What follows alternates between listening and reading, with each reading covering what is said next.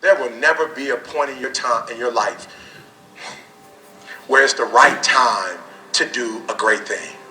If you're waiting for that perfect moment, that perfect timing, it's not going to happen.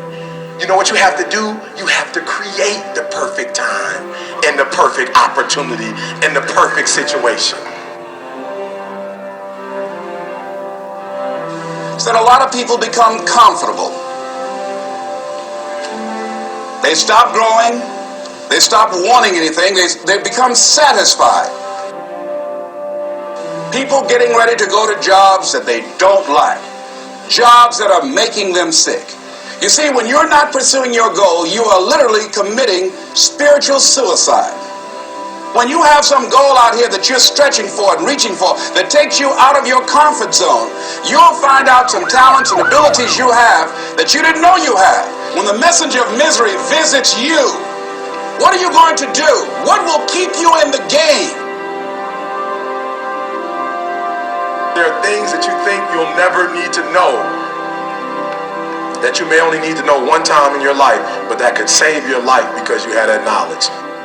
Unless you attempt to do something beyond that which you've already mastered, you will never grow. What is it that you looked at some point in time and you decided that you couldn't do it? That you talked yourself out of it?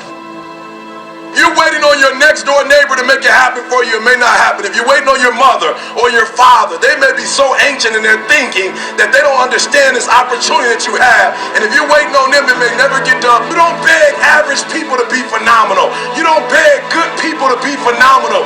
You just are phenomenal, and you will attract phenomenal.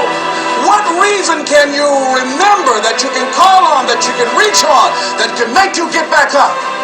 Find that reason. If you're not where you are, if you're not where you want to be, if you don't have what you want to have, if you're not where you think you should be at this particular place, it has nothing to do with the system, but it has everything to do with the fact that you're not making the sacrifice.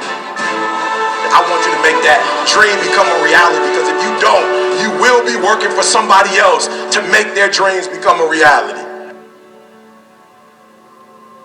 Everybody is against you or don't believe in you no more. And let me tell you something, that's a lonely feeling. It's a lonely feeling, particularly people that you're doing it for. Most people take their greatness, take their ideas to the graveyard with them. Listen to me, if it was easy, everybody would do it. There are people right now who are working who don't want to work. There are people who hate their jobs, but they keep getting up to do it. The wealthiest place on the planet is the graveyard. Because in the graveyard we will find inventions that we never ever were exposed to. Ideas, dreams that never became reality. Hopes and aspirations that were never acted upon. The question is, what are you going to do with your time? What drives you? And greatness is a lot of small things done well. Day after day, workout after workout, obedience after obedience, day after day. When things don't work out for you, when things happen that you could not anticipate, what are the reasons that you can think of that can keep you strong? You will never ever be successful until you turn your pain into greatness, until you allow your pain to push you from where you are to push you to where you need to be. Stop running from your pain and embrace your pain. Your pain is going to be a part of your prize, a part of your product. I challenge you to push yourself. See, it's easy to be on the bottom. It doesn't take any effort to be a loser. It doesn't take any motivation, any drive in order to stay down there on a low level. But it calls on everything in you. You have to harness your will to say, I'm going to challenge myself. I mean that what you did last week don't count. Today is the only important day. There are 86,400 seconds in a day, and how you use those are critical. You got 86,400 today, and what you do today is going to cement who you are. Nobody's going to talk about what you did last week. That the biggest enemy you have to deal with is yourself. There's an old African proverb that says, if there's no enemy within, the enemy outside can do us no harm. You have have this opportunity of a lifetime. It means absolutely nothing if you don't take advantage of it in the lifetime of this opportunity. I got a saying that when life knocks you down, try and land on your back, because if you can look up, you can get up.